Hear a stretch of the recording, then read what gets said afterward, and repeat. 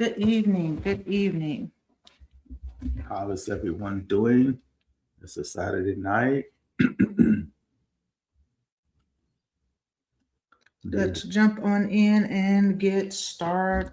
Good evening. Good evening. Good evening. Welcome back to our live. Let's jump on in and get started. Give us a thumbs up if you can hear us clearly. Let us know that you are here. We want to bid you a good evening and welcome you back to day number 9 of our 16 marriage principles from 16 years series. You okay, babe? My pillow. Okay. Let's gotta get the pillows together. Yes. So, as we celebrate our 16 years of marriage, we have been sharing one principle each day, every day for the next several days through the end of July. And we are hoping that this will help you as it has helped us to shape our marriage relationship. So we pray that tonight's conversation will encourage you wherever you are on your relationship journey. So whether you are single, praying to get married, whether you are dating, engaged, or married, tonight is for you. Right. So let's go into our first principle. Sure. So we've been sharing a lot of principles. We give you numbers. And it's like, why you giving me numbers? It'll make more sense at the end other than in the middle. So, but I just want to tempt that appetite. Different communications styles require understanding. Different communication styles require understanding. Difference in communication are not signs of incompatibility. They are an invitation to learn how the other person thinks, process, and expresses themselves. One of the greatest discoveries in marriage is realizing that your spouse doesn't think, communicate, or process life exactly the way you do, and that's okay, I guess. I mean, just saying. So basically, healthy marriages aren't built by changing one another's personalities. That's not how this works. They're strengthened when couples learn to understand, appreciate, and adapt to each other's communication styles while remaining committed to growing together. So, adapting to your spouse's style of communication, it still requires us to grow together in marriage. Awesome. Um, the single biggest killer of marriage is a breakdown in communications. That's the most challenging part of it. And when couples stop truly listening and talking, small misunderstandings quietly snowball into deep resentments. This erosion leads to emotional distance, making partners feel unseen and unsupported. And that's why it's the killer, because it's unseen and unsupported when you're not communicating. Because unfortunately, my wife can't read my mind. Why is that? I don't understand. But anyway.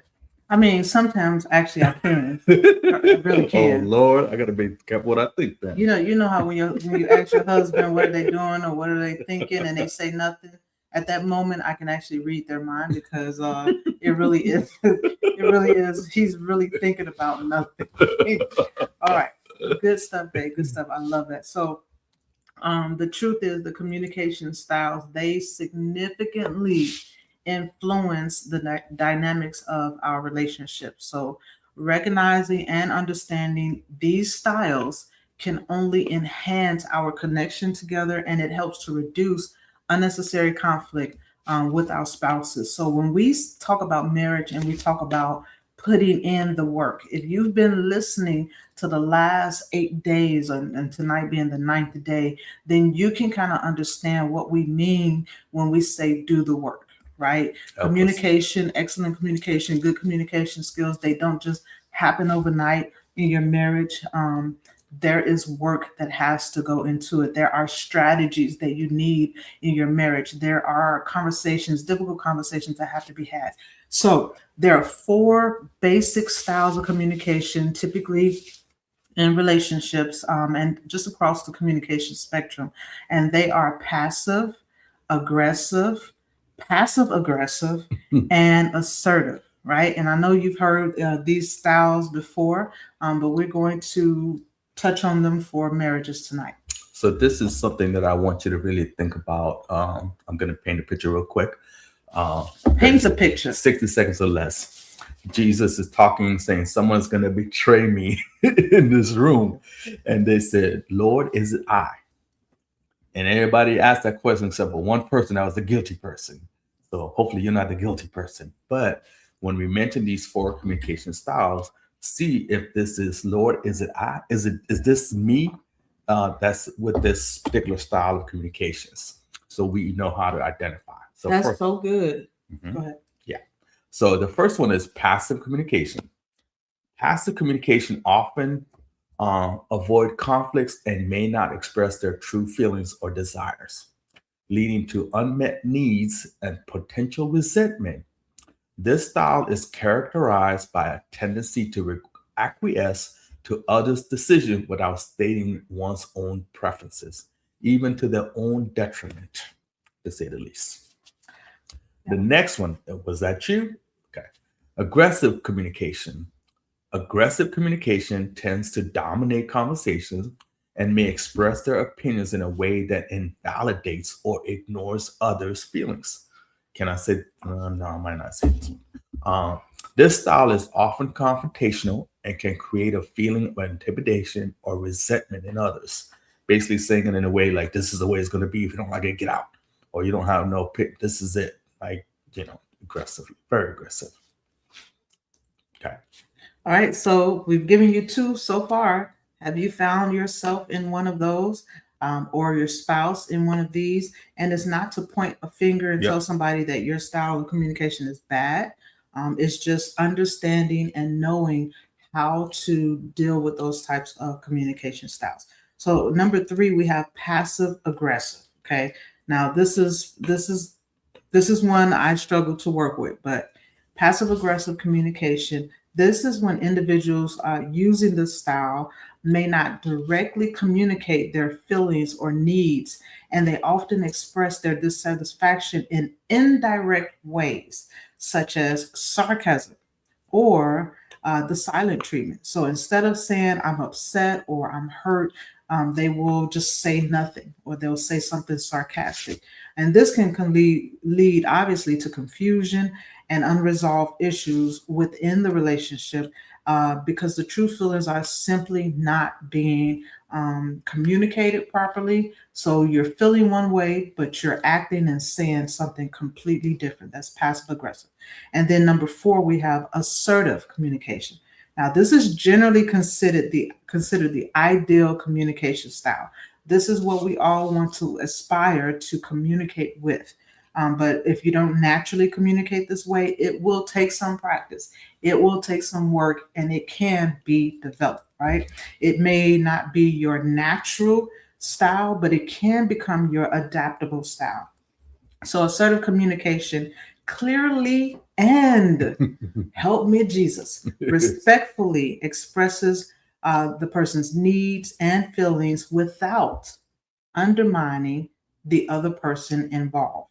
So this style fosters mutual respect and open dialogue, contributing to a healthier and more fulfilling relationship. So we all want to aspire to have good, assertive communication. So things can be clear across the board, and both of us can have open dialogue without the other person feeling less than or disrespected or anything like that. Or enabling them to come out of their shell so that they can be able to feel comfortable versus being felt dominated where you're like, you can't say nothing.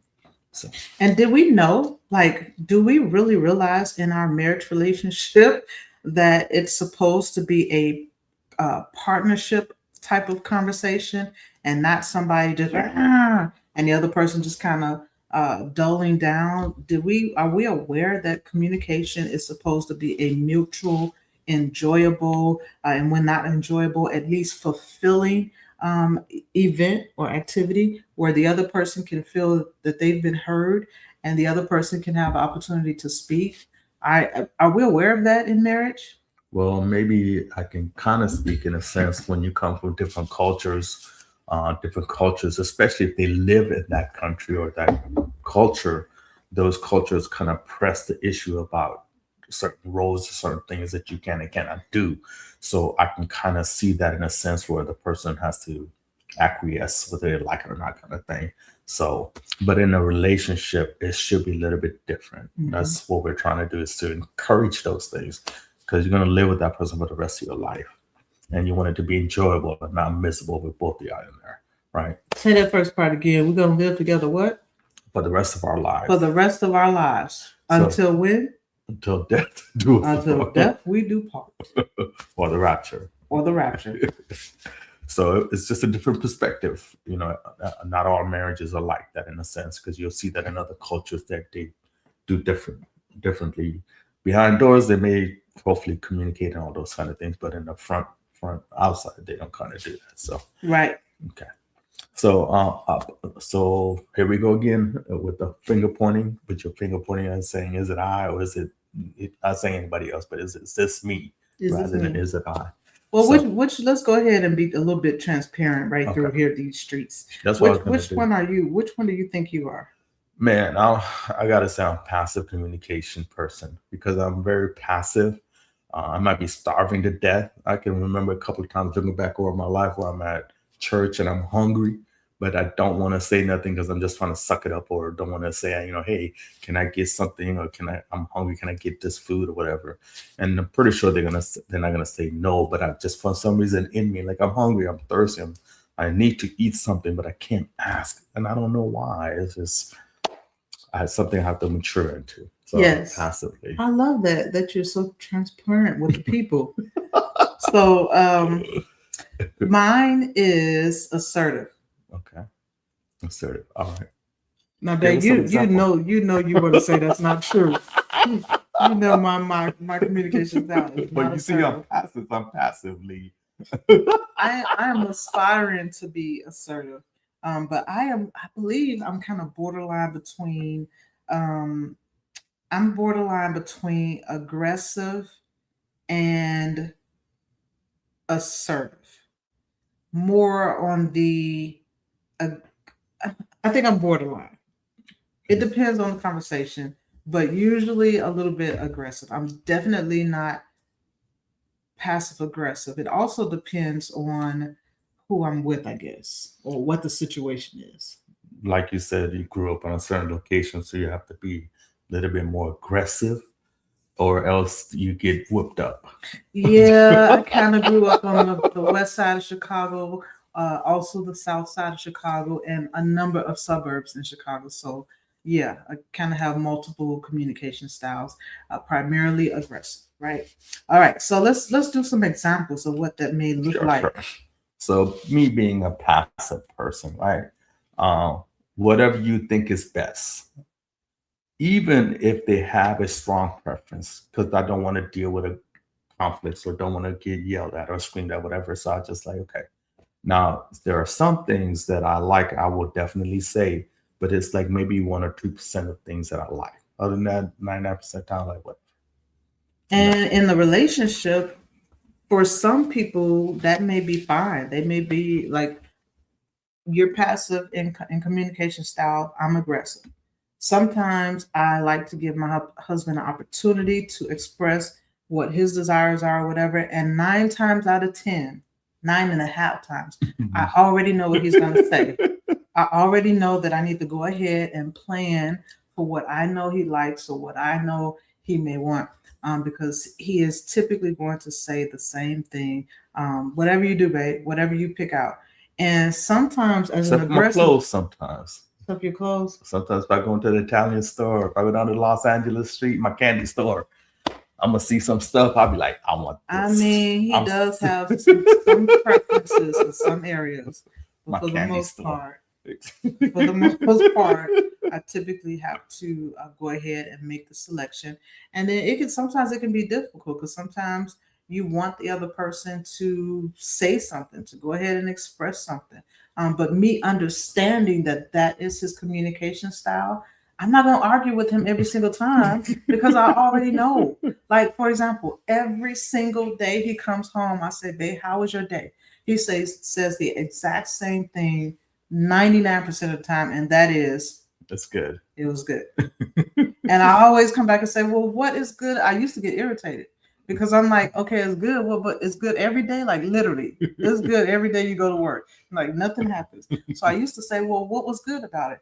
And now every now and then he'll share a little bit more and a little bit more. But we have to learn. He understands now. Please just appease me. Give me a little piece of a detail. I'm just yearning for some extra words around it. So we understand it about each other, right? Yeah. All right, let's keep it.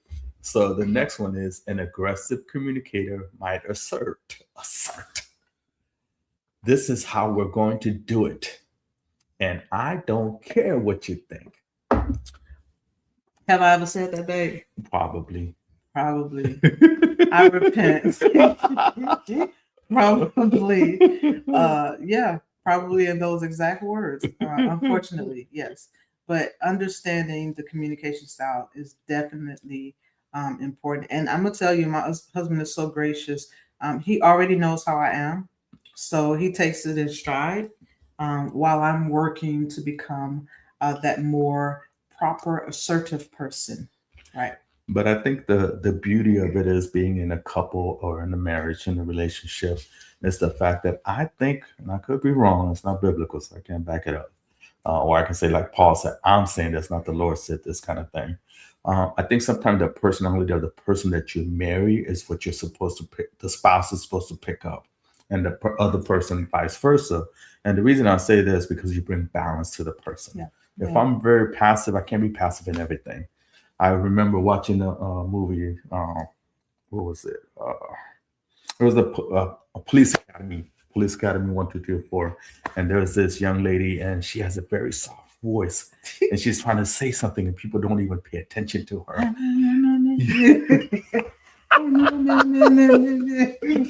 then finally, she gets enough ability to say something that she wanted to say, and everybody like.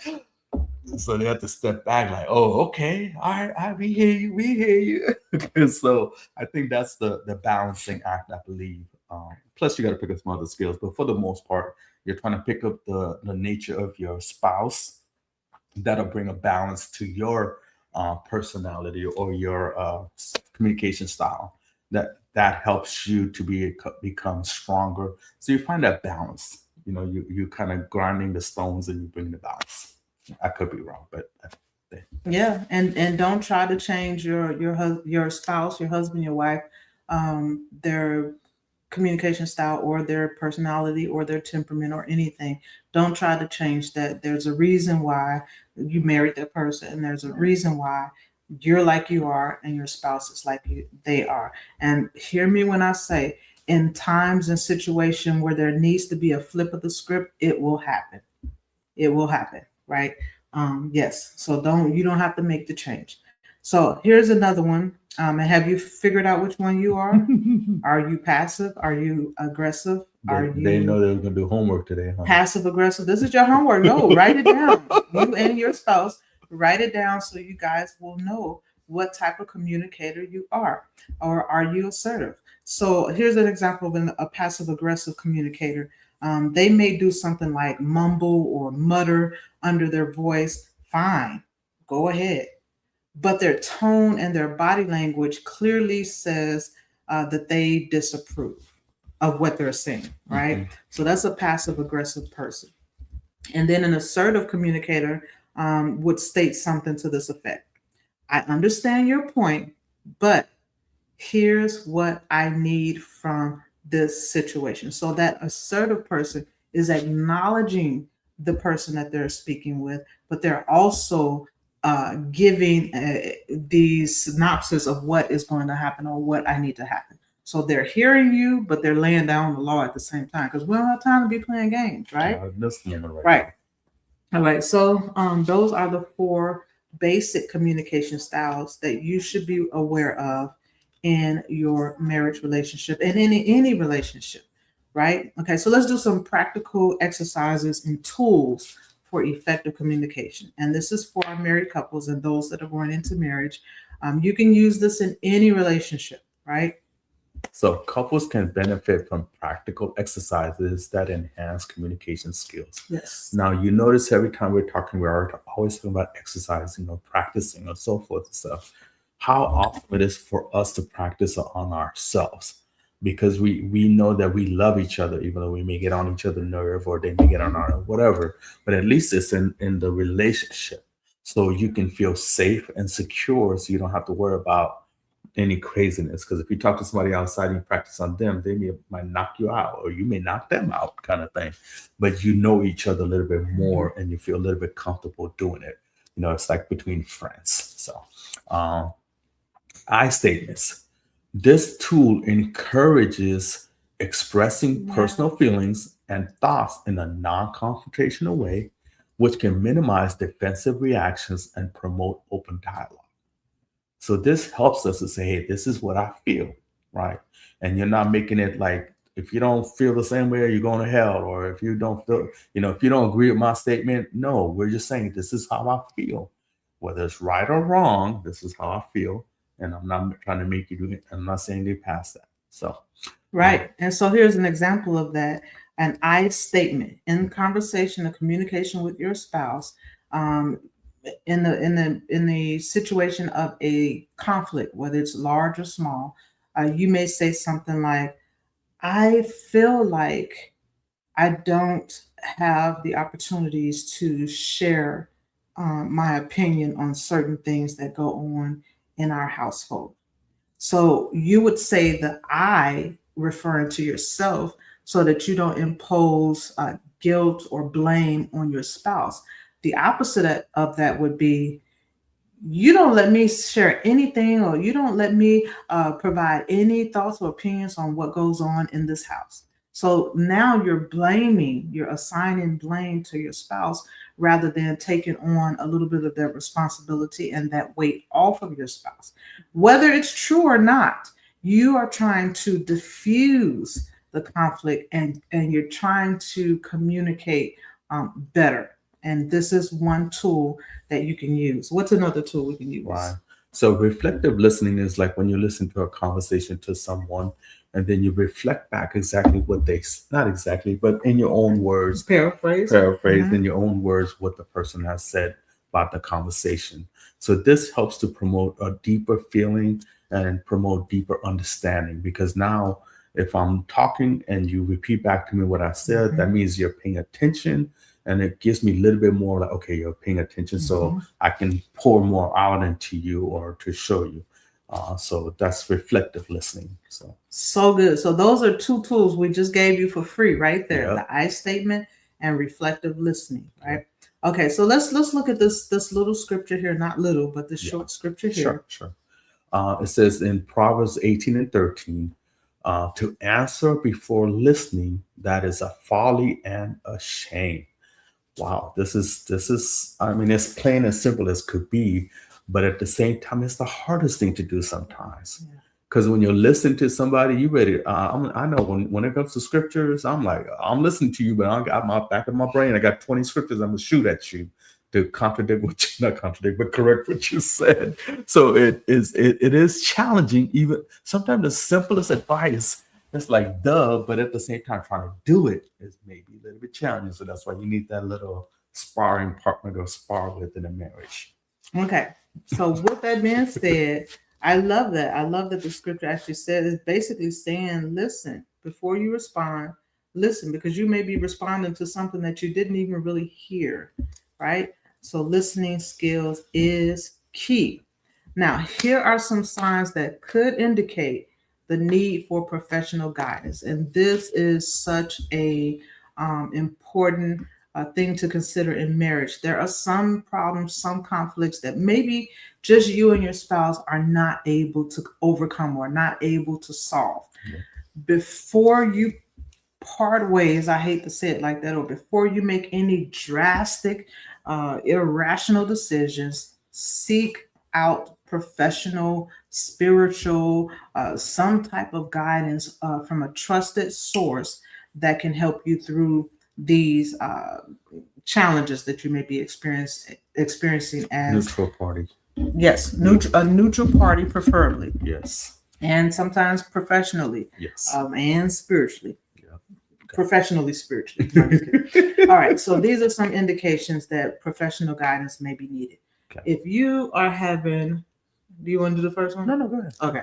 If you're having recurring conflicts, like you're arguing over the same thing over and over again, and there is no resolution, you cannot come to a resolve.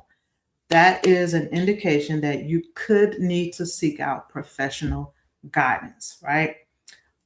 So the next one is emotional distress. Yes. So Yes. if emotional distress accompanies communication issues such as feelings of sadness or anger or withdrawal, Yeah. it's a sign that couples may benefit from therapy, because now you're not just having a conversation, but now emotion is attached to it. That means there's something more deeper and more going on Mhm. versus you just having conversation, right? There's something triggering, and you may not have known what that is or what may be triggering. So Yeah, and if you've had a breakdown in trust, so when incidents of broken trust are not effectively resolved, whatever it was that broke the trust, could be big, could be small. This can erode the foundation of your relationship, and therapy can actually help. Therapy, and sometimes therapy is just talk therapy, hearing someone else hearing the situation and you being able to talk it out loud to a professional. Breakdown in trust could mean that you need to seek professional guidance. yes. Ineffective communication patterns. Remember, we're saying patterns. If it's not getting fixed, it's just going the same thing. So patterns like the silent treatment. When you have a conversation and they don't want to talk to you, they're just silent. Yeah. They just ghost you in your own house. None of it's out. Or as our leaders say, stonewall. Stonewall. Mhm. Stonewall. Of course, next one is constant criticism. They're constantly criticizing you. So it may be something else going on besides just the regular things that are going on in life. So you want to be able to resolve those things. Or passive aggressive behavior are harmful, right? Definitely harmful when you're passive and aggressive. These patterns can lead to increased conflict because of all the other things that are down or connected into it, because you're not getting your point across, or they're not getting their point across, because these barriers are restricting that communication from happening forward.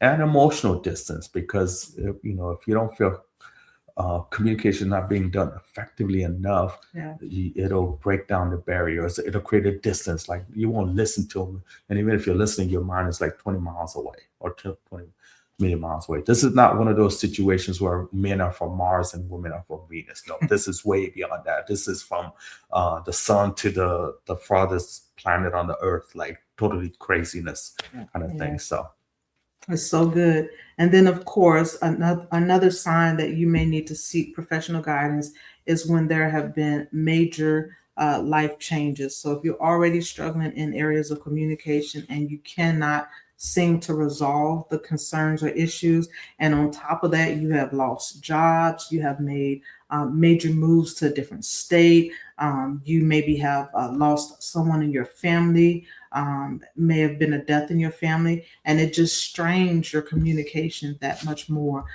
That could be an indication that therapy or professional guidance is needed for your marriage. And it is worth it if it can save your marriage and help you to communicate better. It is definitely something worth looking into it. So we're going to wrap up around here and share the challenge, your practical challenge for this week. So one thing I want to say, a picture dropped in my mind. One of the things, if you're dealing with any of these particular topics that we talked about as an issue that you need outside counseling, I always think about the story about the elephant and the mouse. The elephant's walking in the jungle. I'll make it quick. The elephant walks through the jungle and he gets pricked by a thorn in his foot. And of course, he can't take the thorn out of his foot. So he's screaming, yelling, and crying, and all these things. And then the mouse comes and takes it out. And it was just the littlest thing that was causing the greatest issue of communication. At least I want to use it at this perspective. And so once they took that piece out, like, oh, okay, thank you. So this is something that's beyond that point where there's something else is going in the background. So we want to help as best we can. So one of the practical challenges we're going to give you, it takes about a minute or maybe more, depending on how you communicate. This week, we want you to intentionally listen without interrupting during one important conversation. Focus on understanding before responding, and ask one follow-up question before sharing your own perspective, because that way you can be able to do a rehearse. Give me the phrase, I keep forgetting. Reiteration or What was reoccurring? the one that we just talked about? One of the points. I'm sorry. I'm trying to stay textually correct. Recurring. Keep going one more. Reflective listening. So when you make that statement, just let it be reflective, and then share your thought with that person as well. So hopefully this helps you guys out, and then you'll be further up the road than we were before we started. So All right, that's our time. Thank you so much for joining us on day 9 of our 16 Marriage Principles from 16 Years series. We truly hope that tonight's conversation encouraged you. We want you to join us again tomorrow as we continue sharing another principle that has helped to shape our marriage over the last 16 years. You have a good night, and we will see you on tomorrow. yes.